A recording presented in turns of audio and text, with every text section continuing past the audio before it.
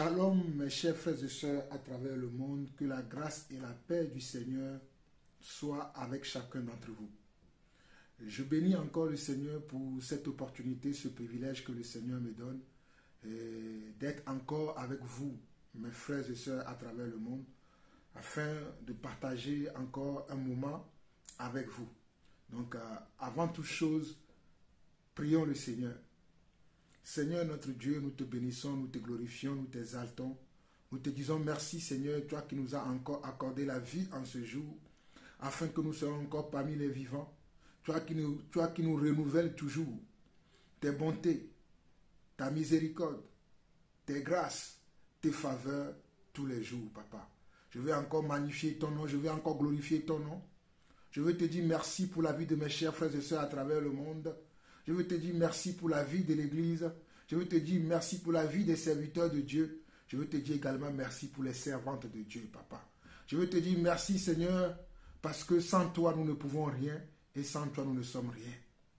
Seigneur, aide-nous à nous focaliser sur toi, à ne regarder qu'à toi, à ne regarder qu'à ta parole et à ne suivre que toi.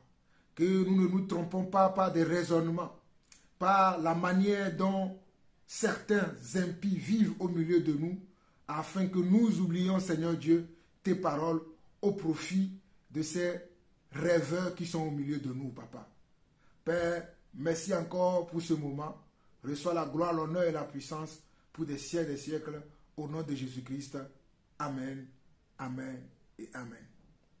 Alors, mes chers frères et sœurs, comme je l'ai dit dès le départ, je suis une fois de nouveau dans la joie pour partager ce moment avec vous. Ça va être un moment d'exhortation et un moment d'enseignement en même temps.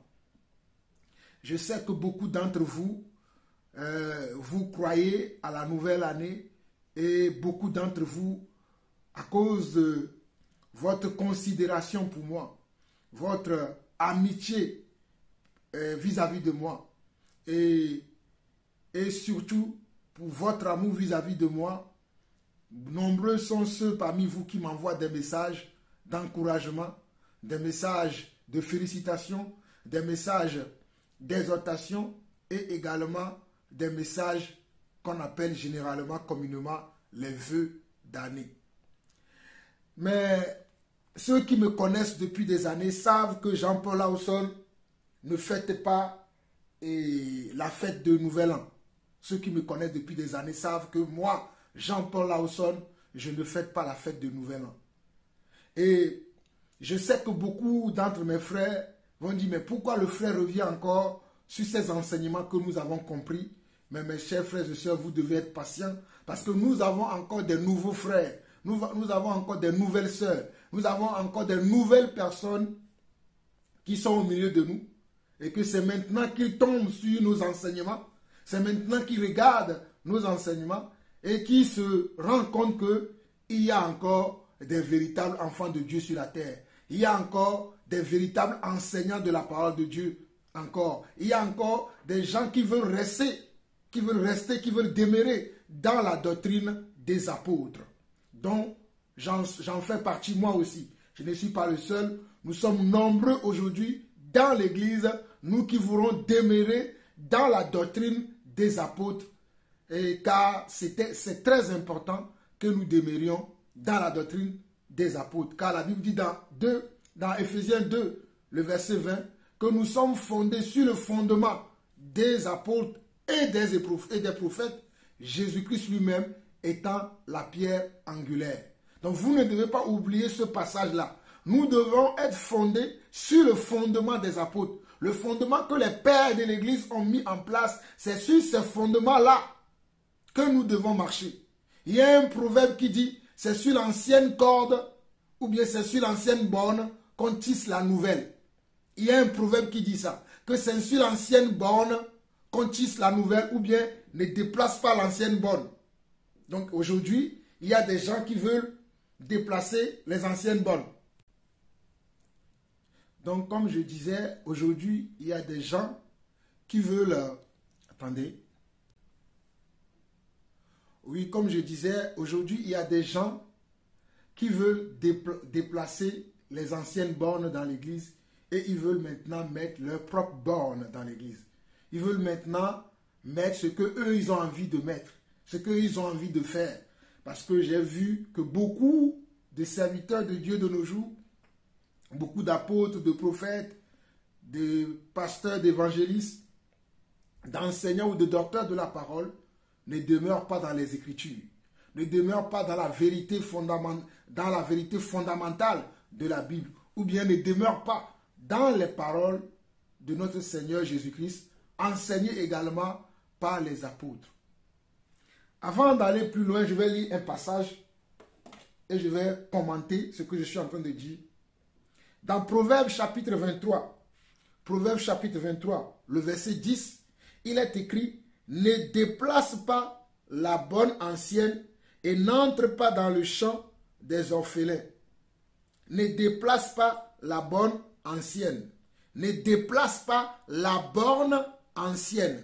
Ne déplace pas la borne ancienne. Cela veut dire que ce que Dieu a fait dans le passé, nous ne devons pas les enlever. Nous ne devons pas les ignorer. Nous devons comment les considérer. Nous devons considérer les pensées de Dieu d'autrefois. Nous devons considérer les manières que Dieu a utilisées autrefois. Nous devons garder en tête, garder en souvenir les façons de faire de Dieu du passé.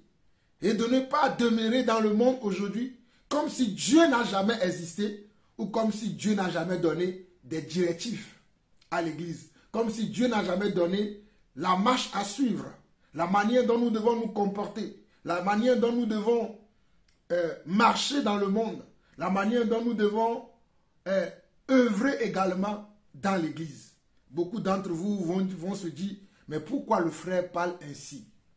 Comme je le disais tantôt, beaucoup d'entre vous, à cause de votre amour à mon égard, oh, alléluia, je bénis le Seigneur pour vos vies, je bénis le Seigneur pour l'encouragement que vous me donnez, je bénis le Seigneur pour la force que vous me communiquez quand je lis vos messages, quand certains d'entre vous, quand on s'appelle au téléphone et qu'on échange les témoignages que vous me donnez au travers de mes enseignements, pas mes enseignements, mais par la grâce de Dieu, des enseignements que Dieu me communique, que je vous communique aussi, le bien que ces enseignements font dans votre vie.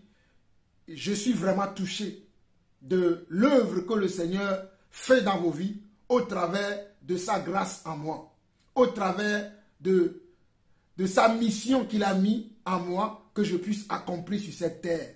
Voilà pourquoi je tiens encore à vous dire merci pour l'amour que vous me témoignez. Je tiens encore à vous dire, vraiment, les mots me manquent. Vous me connaissez, je suis un homme qui est vrai. Et les mots me manquent pour vous retourner l'amour que vous me témoignez, la considération que vous me témoignez, et le respect que vous me témoignez, et l'empathie que vous me témoignez, et surtout, l'obéissance que certains d'entre vous me témoignez. Merci pour vos messages. Vraiment, je suis vraiment dans la joie quand je reçois ces messages de vœux, ces messages d'encouragement, ces messages de suggestion, ces messages d'amour, d'affection. Alléluia. Beaucoup d'entre vous, vous m'aimez à tel point que moi-même, je ne l'imagine pas. Mais le Seigneur a dit que c'est au travers de l'amour que le monde saura que nous sommes vraiment ses enfants, que le monde saura que nous sommes ses disciples. Et n'oubliez pas que l'amour dit aussi la vérité. Quand vous lisez le livre de 1 Corinthiens chapitre 13, dans lequel notre prédécesseur, l'apôtre Paul, nous éveille quant à ce qui concerne l'amour véritable que nous devons avoir dans l'Église, il dit que l'amour ne se réjouit point de l'injustice. Il dit que l'amour ne se réjouit point de l'injustice. Il dit que l'amour ne se vante pas. Il dit que l'amour ne s'enfle pas d'orgueil. Il dit que l'amour ne cherche pas son propre intérêt. Si je suis en train de vous parler encore en ce moment, croyez-moi, je suis beaucoup fatigué. Même en étant debout comme ça, là, j'ai mal au dos.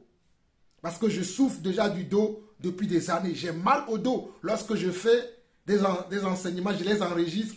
Mais à chaque fois, le Seigneur me dit, va parler à mes enfants. Et là, je suis là encore en train de vous parler parce que le Seigneur a mis dans mon cœur de vous parler encore, surtout à vous, mes nouveaux frères, mes nouvelles sœurs, qui viennent de rentrer dans l'église, de s'abonner à mes chaînes d'enseignement, d'exhortation, ou bien beaucoup d'entre vous qui tombez sur mes enseignements au travers de d'autres frères à travers le monde, car il y a beaucoup de mes frères à travers le monde qui partagent également mes enseignements. Je vous bénis, vous toutes mes frères et sœurs, vous tous mes frères et sœurs, qui partagez les enseignements que je fais, qui partagez que ce soit les enseignements, que ce soit les exhortations, que ce soit les encouragements, que ce soit les cantiques, vous les partagez, que le Seigneur vous bénisse. Vous êtes participants à l'œuvre de Dieu.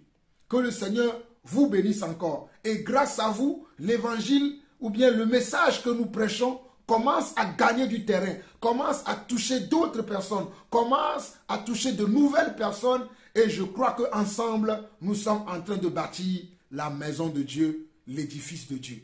Que la main de Dieu, que la grâce de Dieu, que l'amour de Dieu soit encore multiplié dans vos vies et surtout que sa faveur, ses compassions se renouvellent tous les jours dans votre vie.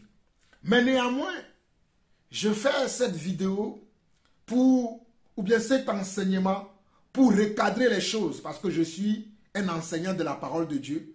Et lorsque je vois que la parole de Dieu est méprisée, lorsque je vois que les enseignements de Dieu sont oubliés au profit des traditions des hommes, je répète encore, lorsque la parole de Dieu est mise au placard au profit des traditions des hommes, même si je reçois des messages très encourageants, très bénissants, très fortifiants, je ne peux pas me taire sans vous dire la vérité. Croyez-moi, je ne me tairai pas si je ne vous annonce pas la vérité. Voilà pourquoi je vous dis que je suis extrêmement fatigué, mais le Seigneur me dit, va parler à mon peuple, va enseigner à mon peuple. Voilà pourquoi je t'ai appelé, va encore parler. C'est pour cela que je fais cette vidéo, pour dire à ceux-là qui sont dans la nouvelle année, qui envoient des messages aux gens, santé, longévité, succès, argent, prospérité, et tous ces consorts-là, vous les connaissez. Je dis oui, c'est la nouvelle année. Nous sommes dans la nouvelle année. Mais vous parlez de quelle année au fait? Vous êtes dans quelle année? Parce que pour moi, Jean-Paul Lawson, je ne suis pas encore dans la nouvelle année. L'année n'a pas encore changé pour moi. Même si je sais qu'il y a eu 12 mois qui se sont écoulés, pour moi, je ne suis pas encore dans la nouvelle année. Voilà pourquoi, lorsque je reçois ce genre de message, gentiment, poliment, je réponds à vous de même, je réponds mes vœux réciproques, je réponds merci de m'avoir considéré pour ce message, mais au fond de moi, il y a certaines personnes à qui je ne réponds pas. Si vous êtes un frère dans la foi et que vous m'envoyez ce genre de message, c'est-à-dire et que j'estime que vous devez être mature dans le Seigneur et que vous m'envoyez ce genre de message, ne trouvez pas étrange si je ne vous réponds pas. Mais néanmoins, le Seigneur m'a fait la grâce cette année que malgré cette discipline que j'ai depuis des années, cette année, Dieu a mis une forme de miséricorde dans mon cœur que je réponds à tout le monde. Même ceux qui devaient être matures dans la foi, ceux qui devaient être assis dans la foi, qui m'envoient ce genre de message, je leur réponds aussi. En tout cas, que le Seigneur nous conduise. Mais j'aimerais dire à ceux-là qui envoient ce genre de message, bonne année, santé, et que le Seigneur continue à t'utiliser cette année. Bref, vous connaissez tous ces messages de vœux que les gens envoient lorsqu'il y a la fête qu'ils appellent la Saint-Sylvestre ou le nouvel an. Vous savez comment les gens s'envoient des vœux. Et j'ai même écouté des messages des frères qui ont dit qu'aujourd'hui, quand ils étaient au culte, leurs pasteurs ont dit que cette année sera une nouvelle année. Ils ont donné des messages pour conforter les gens qui ne lisent pas leur Bible. Excusez-moi, là nous rentrons dans le sérieux. Ils ont envoyé des messages pour conforter les gens qui ne lisent pas leur Bible. Mais malheureusement, ils vont tomber sur un Jean-Paul Lawson qui sait en qui il a cru et qui lui lit la Bible. Je suis désolé mes frères. Malheureusement, vous allez tomber sur un homme qui lit sa Bible et qui sait en qui il a cru. Nous ne sommes pas dans une nouvelle année. Je suis désolé de vous l'annoncer. Je ne suis pas dans une nouvelle année. Et je vais vous lire les Écritures pour vous en donner les preuves que je ne suis pas encore dans une nouvelle année et que je n'ai rien à voir avec cette nouvelle année dont vous êtes fiers, vous êtes heureux. Ah oui, je suis dans la nouvelle année et que vous croyez que le fait qu'on vous dise santé, longévité, succès dans vos affaires, prospérité, que le Seigneur puisse vous utiliser encore davantage, que le Seigneur puisse vous accorder encore ses faveurs davantage, que vous allez l'avoir parce que vous êtes dans une nouvelle année. Il n'y a aucun vœu qu'un homme puisse formuler en ce jour qui pourra changer ta vie. Mon frère, écoute-moi très bien. Il n'y a aucun vœu qu'un homme peut formuler en ce temps-ci là qui va pouvoir changer ta vie. Je dis bien, il n'y a aucun vœu, il n'y a aucune prière qu'un homme peut faire en ce jour à cause de ce truc-là qui disent nouvel an, la Saint-Sylvestre, une nouvelle année qui va changer ta vie. Ce qui changera ta vie, ce sont les choix, les décisions que tu as prises hier. Aujourd'hui, quand vous me voyez, je suis le résultat de mes choix d'hier. Je suis le résultat de mes décisions d'hier. Et demain, je serai le résultat ou bien je serai la finalité de mes décisions et de mes choix d'aujourd'hui. Je ne sais pas si vous comprenez mon langage. Je dis demain qui va arriver, je serai le résultat de mes choix et mes décisions d'aujourd'hui parce que c'est le Seigneur qui nous dit que nous devons marcher selon les Écritures et non croire à des rêveries, des traditions des hommes, la tradition de nouvelle année. Je l'ai fait dans le passé, ne connaissant pas la vérité. Je l'ai fait plusieurs fois. Mais il y a quelques années déjà, au moins, je peux compter 10 ans en arrière, que je ne fais plus ce genre de choses parce que le Seigneur m'a montré la vérité et je vais demeurer dans la vérité. Ferme dans la vérité. Allons dans Exode chapitre 12. Vous allez connaître maintenant le premier mois de l'année. C'est Dieu qui a créé les mois de l'année. Ce n'est pas les hommes. C'est Dieu qui a créé le monde, qui a tout créé. Et même les mois que nous devons suivre les mois de Dieu. Mais si le monde a décidé de suivre le calendrier grégorien et le calendrier jurien qui vient du catholicisme romain, moi, Jean-Paul Lawson, moi je ne suivrai pas le calendrier grégorien ni le calendrier julien, mais je vais suivre le calendrier juif, le calendrier hébreu. C'est là où il y a le vrai calendrier. Écoutez-moi très bien. Le vrai calendrier que nous devons observer, si vous voulez observer les calendriers, vous devez observer les calendriers juifs, parce que c'est là le vrai calendrier. Tout autre calendrier qui existe sur cette terre n'est qu'une leurre, n'est qu'un tissu de mensonges. Écoutez-moi très bien. Là, je ne rigole pas. Tout autre calendrier que vous pouvez suivre dans ce monde n'est qu'une leurre, n'est qu'un mensonge. Le vrai calendrier, c'est le calendrier de Dieu. Exode chapitre 12.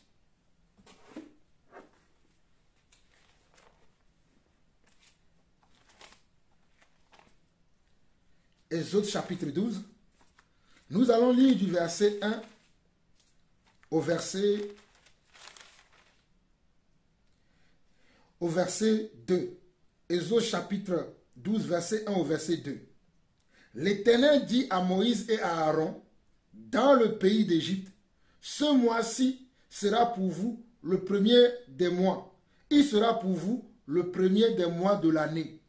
Regardez bien, Exode chapitre 12, le verset 1 et 2. L'Éternel dit à Moïse et à Aaron, dans le pays d'Égypte. Ils n'avaient pas encore quitté le pays d'Égypte lorsque le Seigneur leur avait dit qu'ils devaient considérer un mois comme le premier mois de l'année. Et c'est pour ça qu'il dit au verset 2, ce mois-ci sera pour vous le premier des mois. Il sera pour vous le premier des mois de l'année. Parlez à tout, verset 3 jusqu'au verset 4, il dit, parlez à toute l'assemblée d'Israël et dites, le 10e jour de ce mois, on prendra un agneau pour chaque famille, un agneau pour chaque maison. Si la maison est trop peu nombreuse pour un agneau, on le prendra avec son plus proche voisin selon le nombre des personnes. Vous compterez pour cet agneau d'après ce que chacun peut manger.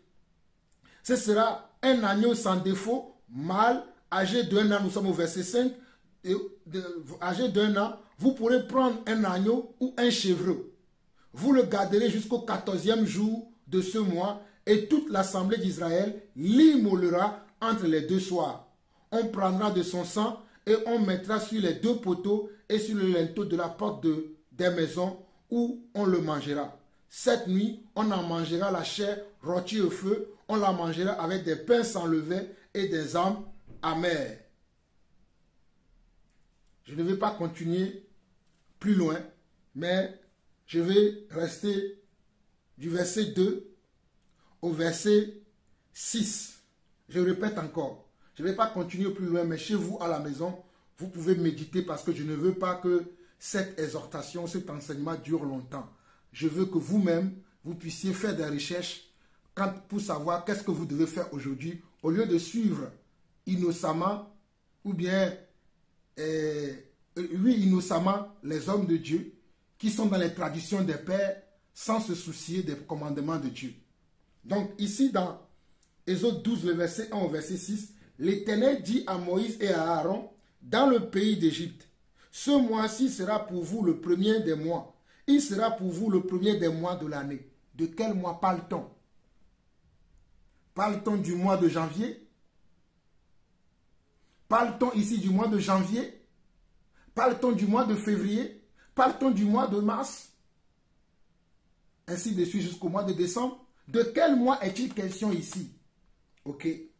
L'Éternel dit à Moïse et à Aaron, dans le pays d'Égypte, ce mois-ci sera pour vous le premier des mois. Il sera pour vous le premier des mois de l'année. Parlez à toute l'assemblée d'Israël et dites, le 10e jour de ce mois, on prendra un agneau pour chaque famille, un agneau pour chaque maison. Si la maison est trop peu nombreuse pour un agneau, on le prendra avec son plus proche voisin, selon le nombre des personnes. Vous compterez pour cet agneau d'après ce que chacun peut manger. Ce sera un agneau sans défaut, mâle, âgé d'1 an. Vous pourrez prendre un agneau ou un chèvreau. Verset 6. Vous le garderez jusqu'au 14e jour de ce mois et toute l'assemblée d'Israël l'immolera entre les deux soirs. La suite parle de ce qu'il doit faire. Ici, dans ce passage-là, le Seigneur, lorsqu'il était sur le point de faire sortir le peuple d'Israël d'Égypte, il avait donné des recommandations formelles à son serviteur Moïse qui conduisait le peuple. C'est à cette occasion-là que le Seigneur a commencé à faire des signes devant Pharaon et la nuit du soir où l'ange destructeur devait passer en Égypte pour détruire les enfants des Égyptiens parce que Pharaon ne voulait pas libérer ses enfants qui étaient en Égypte malgré qu'il a envoyé son serviteur Moïse. Le Seigneur avait prévu qu'un ange destructeur arrivera et détruira les enfants des Égyptiens.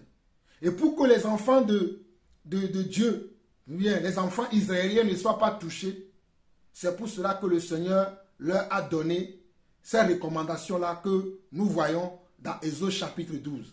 Et à la même occasion, il va leur dire que ce mois sera pour eux maintenant, le mois dans lequel cette action-là se passait, ce mois sera pour eux le premier des mois de l'année. Ce mois sera pour eux le premier des mois de l'année. Mais l'année que vous fêtez là, et vous dites que vous êtes dans la nouvelle année, et que vous commencez à dire des vœux, des souhaits à vos amis, à vos frères, à vos sœurs, à ceux que vous aimez, est-ce que vous êtes réellement sûr que c'est le premier mois de l'année selon Dieu? Est-ce que vous êtes réellement sûr que c'est le premier mois de l'année selon Dieu, ou bien vous suivez les traditions des hommes.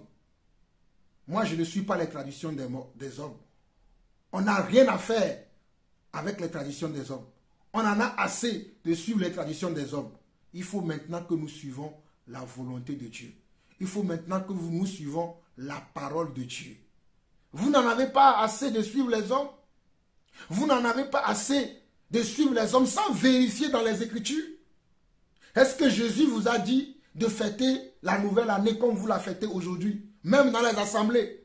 Il y a des spectacles dans les assemblées. Il y a même des veillées pour accueillir la nouvelle année. Dans certains milieux chrétiens, il y a même des veillées pour accueillir la nouvelle année. Et beaucoup d'entre vous, vous êtes dans ces choses où vous accueillez la nouvelle année au lieu d'accueillir le Seigneur Dieu lui-même dans votre cœur.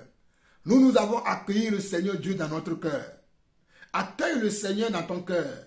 Accueille le Seigneur dans ta vie. Accueille le Seigneur dans ta maison. Accueille le Seigneur dans tes affaires. Accueille le Seigneur dans tout ce que tu fais. Et éloigne-toi des traditions des hommes selon Matthieu chapitre 15.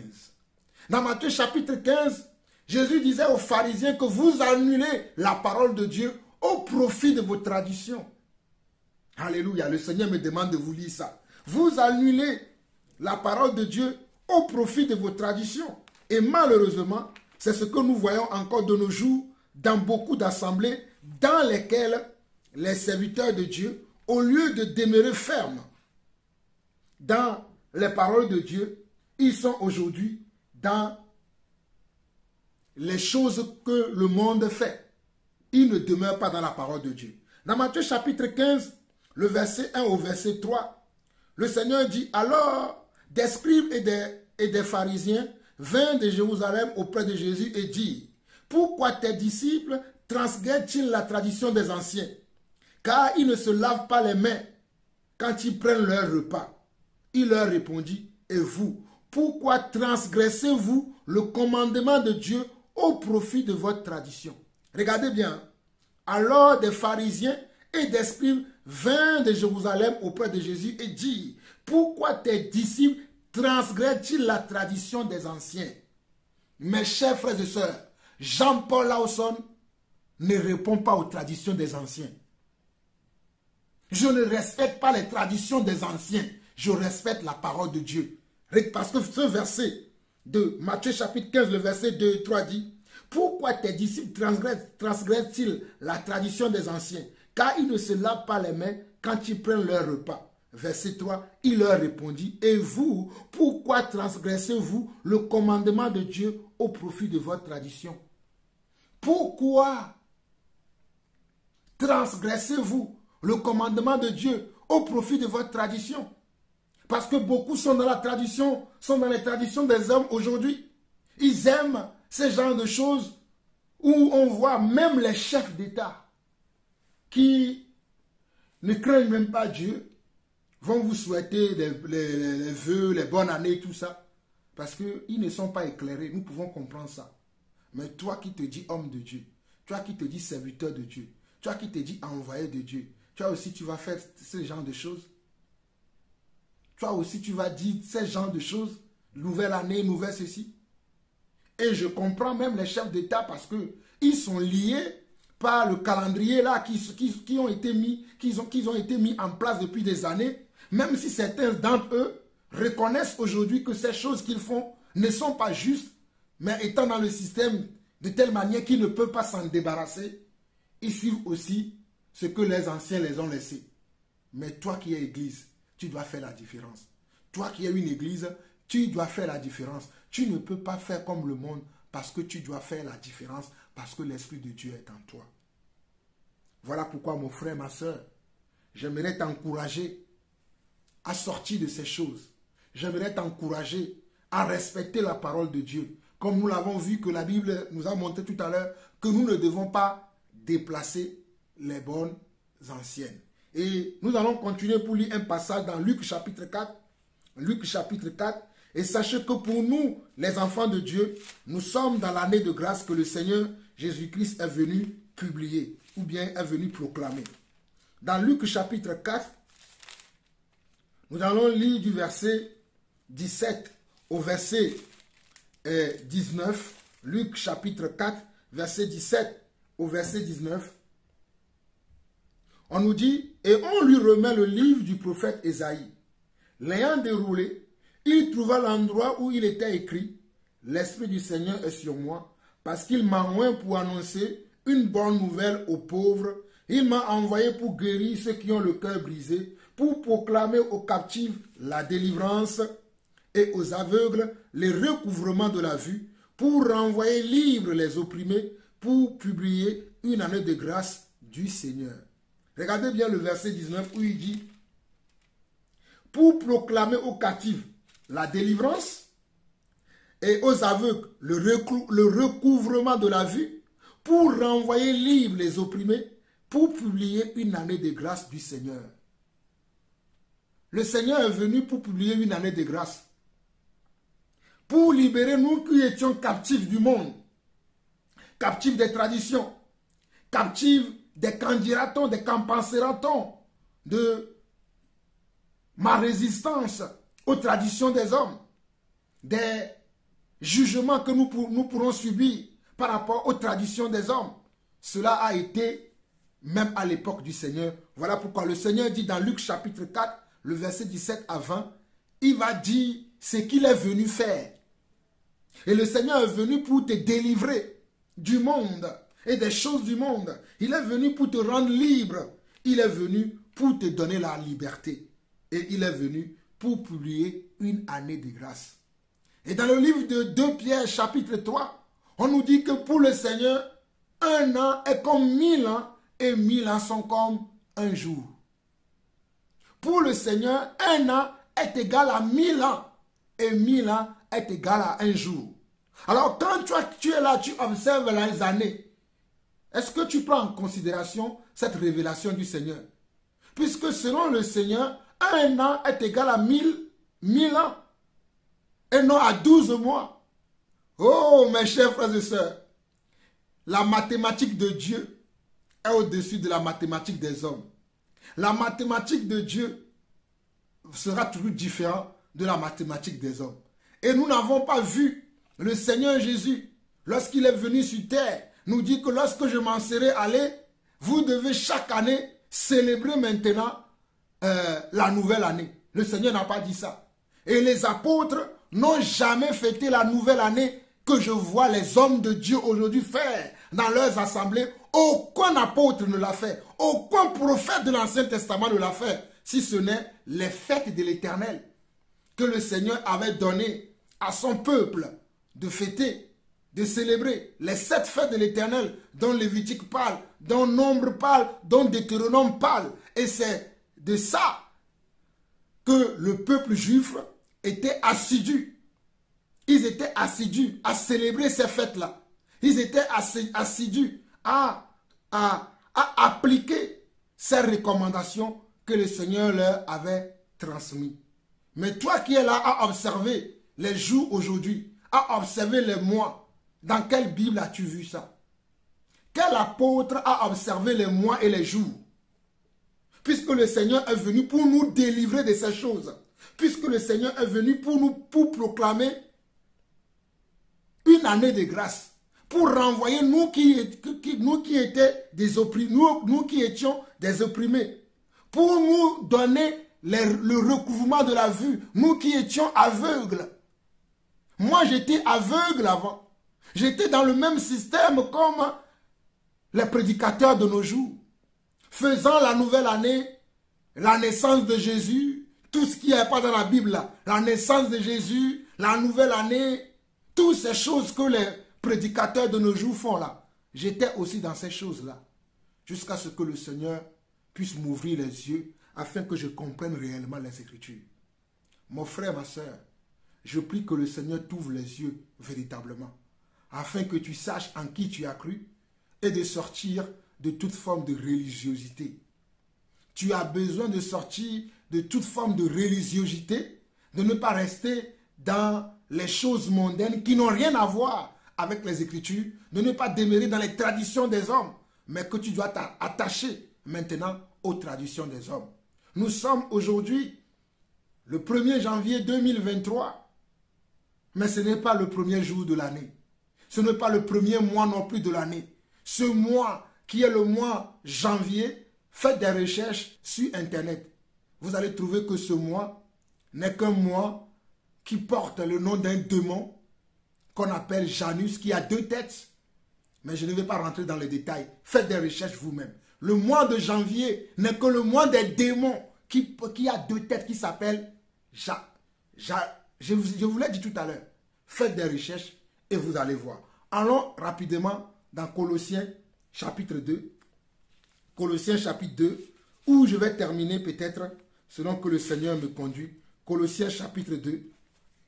Colossiens chapitre 2. Colossiens chapitre 2.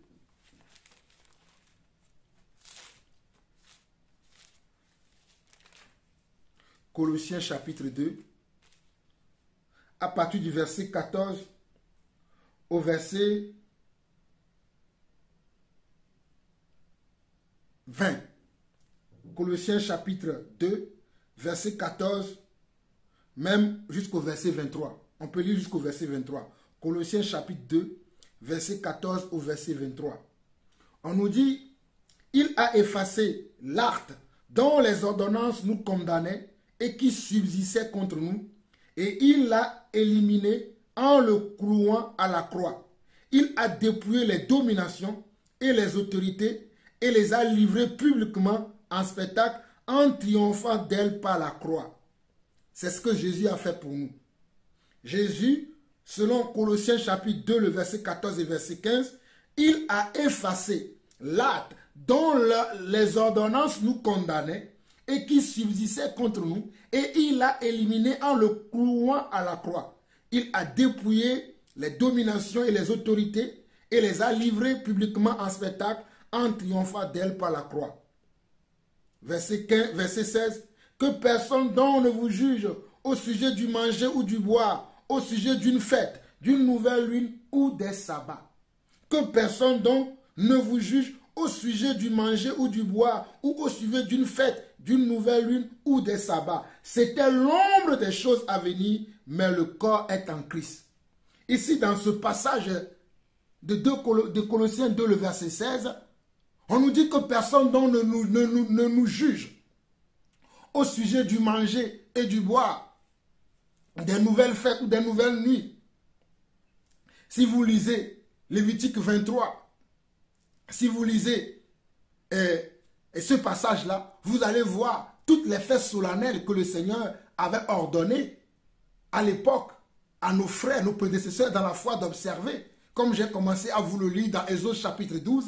Mais comme je ne veux pas que cette exhortation, ce court enseignement soit long, méditez Exode chapitre 12, allez méditer après Lévitique chapitre 23, vous allez tomber sur toutes ces choses, ou d'ailleurs vous pouvez lire tout le livre de Lévitique, de Nombre, de Deutéronome, vous allez tomber sur toutes ces convocations solennelles que Dieu avait données au peuple de Dieu. Mais c'était l'ombre des choses à venir. C'est parce que Christ n'était pas encore arrivé à ce moment. C'est parce que Jésus-Christ n'était pas encore arrivé. Voilà pourquoi le jour-là, comme je vous ai lu tout à l'heure dans Luc chapitre 4, le verset 17 au verset 19, lorsque Jésus-Christ est entré dans le temple, il va dire que cette prophétie, ces choses que vous avez l'habitude de faire ont été accomplies aujourd'hui. Parce que ces choses, c'était l'ombre des choses à venir. Ils ont été accomplis aujourd'hui. Donc aucun d'entre vous ne doit plus maintenant être là dans les fêtes, dans les nouvelles lunes, dans les sabbats. Mais notre Shabbat maintenant, c'est le Seigneur Yeshua le Messie. Notre Shabbat maintenant, c'est Yeshua le Messie. Et nous devons demeurer maintenant dans Yeshua le Messie. Nous ne devons plus continuer à demeurer dans ce qui était l'ombre. Ces choses-là, les nouvelles sabbats, les fêtes de comment? Les fêtes des tabernacles, la Pentecôte, la Pâque, toutes ces choses-là, c'était l'ombre des choses à venir. Mais maintenant en Christ là, nous avons une année de grâce qui a été publiée. Et dans l'année de grâce, nous devons nous efforcer de rentrer dans le royaume de Dieu par la violence. Nous devons demeurer fermes, nous devons demeurer disciplinés. Nous ne devons pas nous conformer au siècle dans lequel nous vivons. Romains 12, verset 2. Il dit, ne vous conformez pas dans le siècle présent. Mais, comment? Mais, soyez transformés. Ne vous conformez, Romains 12, verset 2, ne vous conformez pas dans le siècle présent, mais soyez transformés par le renouvellement de votre intelligence afin que vous discerniez quelle est la volonté de Dieu, ce qui est bon, agréable et parfait. Mon frère, ma soeur, c'est le moment de chercher ce qui est bon, agréable et parfait. Ne te conforme pas dans ce siècle dans lequel nous vivons. Ce siècle dans lequel nous vivons, le mal est appelé bien et le bien est appelé mal. Ce siècle dans lequel nous vivons, les gens ne suivent plus Dieu. Ils suivent comment leurs sentiments, leurs émotions. Ils suivent comment leurs rêveries. Ils ne suivent pas la parole de Dieu telle qu'on doit la suivre. Ils ne suivent pas la parole de Dieu telle qu'on doit la suivre. Je vais finir la lecture et continuer l'interprétation. Alors, au verset 18 de Colossiens chapitre 2, il dit que personne sous une apparence d'humilité et pas un culte des anges ne vous ravisse à son gré le prix de la course, tandis qu'il s'abandonne à ses visions. Il est enflé d'un vain orgueil par ses pensées charnelles. Vous voyez, Colossiens 2, verset 18, il dit que personne sous une apparence d'humilité. Ils sont sous une apparence d'humilité. Quand vous voyez ce genre de choses, on dit, on fête la naissance de Jésus, hein? On va accueillir la nouvelle année quand même. C'est lui le Fils de Dieu, il est venu quand même nous sauver. Hein? Même si on ne connaît pas la date, même si certains, ils ont une apparence d'humilité. Ils ont une apparence de piété. Mais en réalité, ils ne s'attachent pas au chef. Alléluia. Colossiens 2, verset 18 qui dit que personne sous une apparence d'humilité et pas un culte des anges. Vous qui rendez des cultes à des anges, au lieu de rendre des cultes à Dieu, vous vous rendez un culte aux anges. Moi, je n'adore pas un ange, j'adore le Seigneur. Alléluia. Moi, j'adore le Seigneur. Alléluia. J'aime le Seigneur. Alléluia. Car c'est le Seigneur qui permet que je sois là. Ce n'est pas un ange qui l'a fait. C'est le Seigneur Yeshua le Messie. C'est le Seigneur Jésus-Christ qui a fait que je sois dans la vérité dans laquelle je suis aujourd'hui, et de pouvoir venir vous enseigner, de pouvoir tenir dans l'église, de pouvoir connaître la vérité et de demeurer ferme dans la vérité. C'est le Seigneur Jésus qui l'a fait, ce n'est pas un ange. Vous qui aimez les anges, anges de ceci, anges de cela, Dieu va envoyer tel ange. Non, les anges sont à mes services, les anges sont mes serviteurs. Ils ne sont pas mes supérieurs. Je suis même au-dessus des anges si vous ne le savez pas. Nous sommes au-dessus des anges. Les anges ne sont pas créés à l'image et à la ressemblance de Dieu. Mais toi, tu es créé à l'image et à la ressemblance de Dieu. Tu es au-dessus des anges. Si tu ne le sais pas. Mais bon, ça c'est un autre sujet. Revenons au verset 18 qui dit que personne sous une apparence d'humilité et par un culte des anges ne vous ravisse à son gré le prix de la course, tandis qu'il s'abandonne à ses visions. Il est enflé d'un vain orgueil par ses pensées charnelles. Regardez, c'est la chair qui pousse les gens, pas des pensées charnelles. Oh, joyeuse année, bonne fête. Mais, et comme ils disent, Happy New Year, Merry Christmas. Ça sonne bien à l'oreille. Quand vous entendez ces mots, ah, certains ont la chair de poule. Oh, il m'a souhaité meilleurs vœux. Il m'a souhaité la bonne santé. Il m'a souhaité le succès dans mes affaires. Il m'a souhaité la prospérité. Mon œil. Ces vœux ne vont rien changer dans ta vie. Si toi-même tu ne t'es pas engagé avec le Seigneur, si toi-même tu n'as pas une discipline dans ta vie, si toi-même tu n'es pas quelqu'un qui est encadré dans ta vie, qui suit un programme déterminé avec le Seigneur, qui suit la parole de Dieu, mais tu crois que parce qu'un tel ou un tel t'a dit meilleurs vœux, santé, que cette année soit une année de faveur pour toi. Que cette année soit une année de réussite pour toi. Que cette année soit une année de ceci pour toi. Et que c'est en cela que tu crois que cette année sera une meilleure année pour toi. Tu es le misérable des misérables. Tu es le misérable des misérables. Si c'est en cela que tu crois. Et tu dis, ah, Oh, alléluia. Merci mon frère pour ces vœux. Oh, que le Seigneur te bénisse. Hey, je voudrais mieux pour toi que tu connais celui-là qui est le Seigneur. Si tu ne connais pas le Seigneur, même, oh alléluia, le plus populaire des hommes de Dieu sur cette terre pourra proclamer comment ces paroles prophétiques qu'ils annoncent. Je prophétise sur vous, cette année sera pour toi, ton année de succès, cette année sera pour toi. Ton année de mariage, ton année où tu vas voir tes rêves se réaliser. Ils vont dire toutes ces choses sur vous.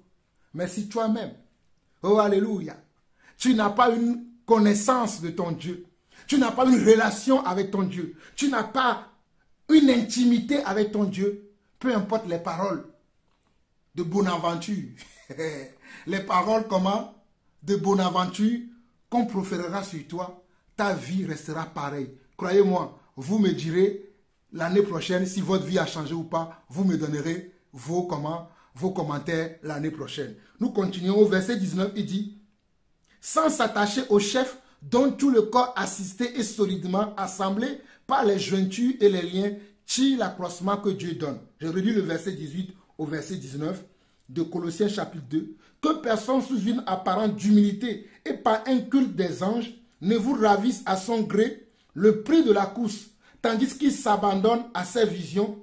Il est enflé d'un vain orgueil par ses pensées charnelles, sans s'attacher au chef dont tout le corps assisté et solidement assemblé par des jointures et des liens tire l'accroissement que Dieu donne. Verset 20. Si vous êtes mort avec Christ au principe élémentaire du monde, pourquoi, comme si vous vivez dans le monde, vous imposez-t-on ces préceptes? Si vous êtes mort au principe élémentaire du monde, vous êtes mort maintenant au principe élémentaire du monde, pourquoi on vous impose encore ne prends pas, ne goûte pas, ne touche pas? Préceptes qui tous deviennent pernicieux par l'abus et qui ne sont fondés que sur des ordonnances et des doctrines des hommes. Bon, dans le contexte ici, on va parler de comment les hommes de l'époque là interdisaient à des frères et sœurs de ne plus toucher telle chose, de ne plus toucher telle chose, de ne plus faire telle chose. Alors que ces choses-là, à l'apparence, ils ont une apparence de piété, mais en réalité, ils n'ont pas une base solide qui concerne l'enseignement que Dieu voudrait qu'on garde. C'est les mêmes choses que je suis en train de dire ici. Parce que dans le verset 22 vers le verset 23, on dit « Préceptes qui tous deviennent pernicieux par l'abus et qui ne sont fondés que sur les ordonnances et les doctrines des hommes. » Donc, la nouvelle année est une doctrine des hommes. C'est un principe élémentaire du monde. Ce n'est pas un principe de Dieu. La nouvelle année que vous fêtez là, quel est le passage qu'un pasteur puisse prendre, me dire maintenant, oui, c'est ça la nouvelle année. Nous avons vu les apôtres fêter la nouvelle année et nous allons aussi le fêter. En plus au mois de janvier. Pas le vrai premier mois de l'année, mais au mois de janvier. Le janvier n'est pas le premier mois de l'année. Hein. Le premier mois de l'année se trouve entre mars et avril. Si vous ne le savez pas, c'est le mois de Nissan. C'est le mois de Nissan où, si vous avez Internet, cherchez les mois de l'année selon le calendrier juif. Et vous allez voir que dans le calendrier juif, cette année-là, nous serons en l'an 5783, à l'an 5783 cette année. Nous ne sommes pas en 2023, mais nous sommes en l'an 5783. Et le premier mois de cette année sera le mois de Nissan ou le mois de Iyar. Et c'est souvent entre mars et avril. C'est entre mars et avril que ce mois-là va commencer. Le mois de Nissan va commencer à partir du jeudi 23 mars. Je dis bien le mois de Nissan ou le mois de Iyar va commencer à partir du jeudi 23 mars. Et c'est en cela que moi je peux dire déjà que je suis dans une nouvelle année. Puisque le Seigneur avait dit, selon Exode chapitre 12, verset 1 jusqu'au verset 6, comme nous avons vu, que le mois là soit pour eux le premier mois de l'année. Et le premier mois de l'année, c'est le mois de Nissan. Ce n'est pas le mois de janvier. Je vais me taire là et je vous laisse faire vous-même des recherches pour savoir si ce que j'ai dit ou bien pour savoir si ce que... Pour justifier, pour voir au moins si ce que je dis est vrai ou pas. Ne dites pas tout de suite, oh, pourquoi il raconte ça? Allez au-delà de ce que vous entendez ou de ce que vous voyez. Ne soyez pas des gens qui n'aiment pas aller au-delà de ce qu'ils voient, de ce qu'ils entendent. Moi, je suis quelqu'un, je vais toujours au-delà de ce que j'entends et de ce que je vois. Je ne m'arrête pas simplement sur les belles paroles des hommes. Je vais toujours au-delà parce que je veux connaître le cœur de Dieu. Sois quelqu'un qui veut connaître le cœur de Dieu. Sois une personne qui aime Dieu, qui veut connaître sa pensée, qui veut connaître le choix de Dieu pour toi. Ne suis pas simplement les hommes. Les hommes peuvent t'induire en erreur. Je ne dis pas que tous les hommes sont pareils, surtout tous les serviteurs de Dieu. Mais parmi les serviteurs de Dieu, là, il y en a qui sont des serviteurs qui demeurent dans la vérité de la parole. Qui ne font pas comme le monde, qui ne se conforment pas dans le siècle présent, mais qui aiment faire la volonté de Dieu et marcher tous les jours dans les voies droites du Seigneur. Quel type de serviteur de Dieu es-tu, toi, qui veux suivre le monde? Et le verset 20 au verset 23, si vous êtes mort avec Christ au principe élémentaire du monde, si vous êtes mort avec Christ au principe élémentaire du monde, pourquoi, comme si vous viviez dans le monde, vous impose-t-on ces préceptes? Ne prends pas, ne goûte pas, ne touche pas, préceptes qui tous deviennent pernicieux par l'abus et qui ne sont fondés que sur les ordonnances et les doctrines des hommes.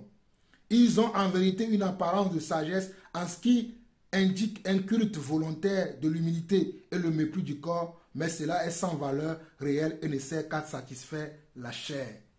Donc, mes chers frères et sœurs, en tout cas, quant à ce qui me concerne, moi, Jean-Paul Lawson, selon la grâce de Dieu dans ma vie et selon les révélations que le Seigneur nous a données dans les Écritures, nous n'avons pas à fêter la nouvelle année. La seule fête que le Seigneur nous permet de fêter, nous en tant qu'Église, c'est le repas du Seigneur. Lorsque le Seigneur était à table avec ses disciples, il leur a dit quoi?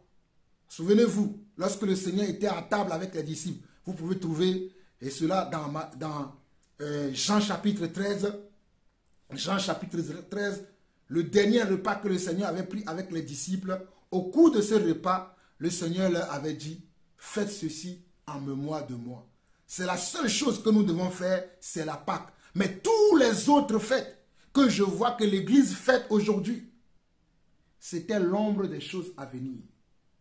Même les fêtes que nous avons vues dans Lévitique 23, dans l'Ancienne Alliance, c'était l'ombre des choses à venir. Mais la seule fête que nous, en tant qu'Église, parce que chez les Juifs, vu qu'ils n'ont pas encore reconnu le Messie, ils fêtent chaque année toutes les 7 fêtes de l'Éternel. Les Juifs qui sont nos frères dans la foi, comme ils n'ont pas encore reconnu le Messie, mais ils le reconnaîtront plus tard, parce qu'ils sont nos frères, moi je le crois, alléluia, je reste confiant sur ce que les Écritures disent, parce que ce sont nos frères, mais puisqu'ils ne l'ont pas encore reconnu, voilà pourquoi ils demeurent encore dans l'ombre des choses à venir. Voilà pourquoi ils s'adonnent toujours à ces fêtes. Vous allez les voir fêter Yom Kippour, vous allez les voir fêter la fête du tabernacle, la Pentecôte, la Rosh Hashanah. Ils ont plusieurs fêtes qu'ils fêtent. Et toutes ces fêtes-là, qui sont comment? Dans l'ancienne alliance, parce qu'ils n'ont pas reconnu le Messie. C'est lui qui est venu pour abolir cette fête. Parce que ce que vous avez oublié, lors de cette fête-là, le souverain sacrificateur entrait dans le lieu très saint et offrait un sacrifice à Dieu. Il y avait un sacrifice qui se faisait à Dieu durant ces fêtes-là. Il y avait toujours un sacrifice particulier qui se faisait le jour de ces fêtes-là. Et le souverain sacrificateur entrait dans le lieu très saint pour aller, comment? Faire les libations, pour aller égorger les animaux sur l'autel du sacrifice. Mais l'autel du sacrifice aujourd'hui, alléluia, l'autel du sacrifice aujourd'hui, c'est Yeshua lui-même. Le sacrifice encore aujourd'hui, c'est Yeshua lui-même. Donc pourquoi nous allons continuer aujourd'hui à demeurer dans les choses qui sont des choses que le Seigneur a abolies? Voilà pourquoi dans Hébreux chapitre 7, Hébreux chapitre 8, Hébreux chapitre 9, on dit que ils disent que nous sommes maintenant comment? Dans la nouvelle alliance. et que ce qui est vieil doit disparaître. Allez lire ça, Hébreux chapitre 9. Je peux vous lire ça rapidement. Dans Hébreux, hein, très rapidement, vous allez comprendre ce que le Seigneur voudrait que vous compreniez. Si le sacerdoce a changé, il y a aussi comment? Nécessairement un changement de loi. Dans Hébreux chapitre 9,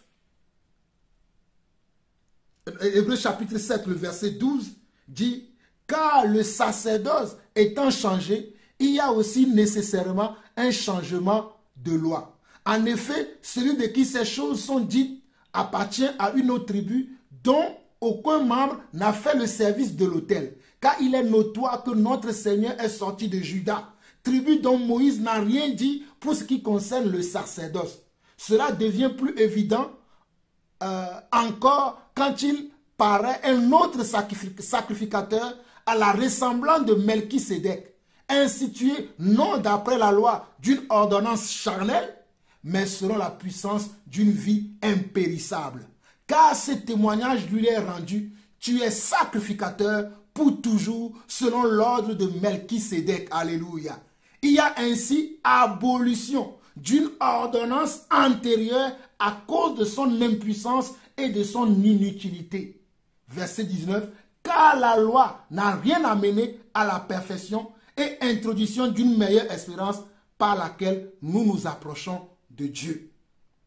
Et cela n'a pas eu lieu sans serment, car les Lévites sont devenus sacrificateurs sans serment, mais Jésus-Christ l'est devenu avec serment, car par lui, avec serment, par celui qui lui a dit, le Seigneur a juré, il ne se repentira pas. Tu es sacrificateur pour toujours, selon l'ordre de Melchisédek. Jésus est par cela même le garant d'une alliance plus excellente. Regardez bien Hébreux 7, le verset 22. Jésus est par cela même le garant d'une alliance plus excellente. Les versets que vous devez retenir dans Hébreux chapitre 7, c'est Hébreux chapitre 7, le verset 12, le verset 18, le verset 19 et le verset 22. Je répète encore, vous devez retenir le verset 12, le verset 17, le verset 18 au verset 19 et le verset 22. Le verset 12 qui dit « Car le sacerdoce étant changé, il y a aussi nécessairement un changement de loi. » Ah, il y a un changement de loi. Je ne suis plus sur la loi des fêtes. Vous qui aimez les fêtes là, moi je ne suis plus sur la loi des fêtes. Verset 18, il dit « Il y a ainsi abolition d'une ordonnance antérieure à cause de son impuissance et de son inutilité. » Regardez bien, il y a ainsi abolition d'une ordonnance antérieure à cause de son impuissance et de son inutilité. Verset 19, car la loi n'a rien amené à la perfection et introduction d'une meilleure espérance par laquelle nous nous approchons de Dieu. Verset 22, Jésus est par cela même le garant d'une alliance plus excellente. Il y a plusieurs passages encore que nous pouvons lire dans Hébreux chapitre 9, Hébreux chapitre 10, mais je crois que avec tous les détails que je vous ai donnés, si vous êtes quelqu'un qui aime le Seigneur, vous aurez déjà compris quelle est l'attitude, le comportement, le style de vie que vous devez adopter aujourd'hui dans le monde. Vous devez savoir maintenant quel est le comportement que vous devez avoir. Vous devez savoir maintenant comment est-ce que vous devez vous comporter.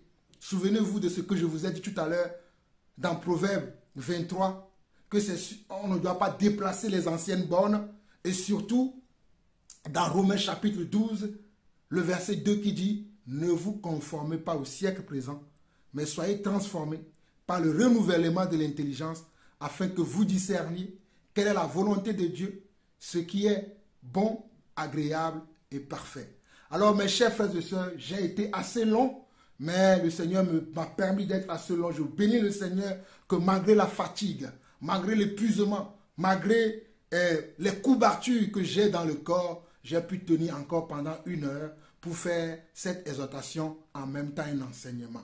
Que le Seigneur vous bénisse, vous mes frères et sœurs qui me suivez, qui m'encouragez, qui me bénissez, qui voyez l'importance de mon travail dans l'église, qui voyez l'importance de mes enseignements, de mes recadrages dans l'église. Que le Seigneur vous bénisse. Accrochez-vous et attachez-vous au Seigneur. Soyez fermes et ne désirez pas autre chose que la volonté de Dieu. Ne désirez pas autre chose que de vivre pour le Seigneur et que pour le Seigneur. Ne désirez pas autre chose, car les temps sont mauvais. Je vous aime, nous vous aimons. Shalom, shalom et shalom.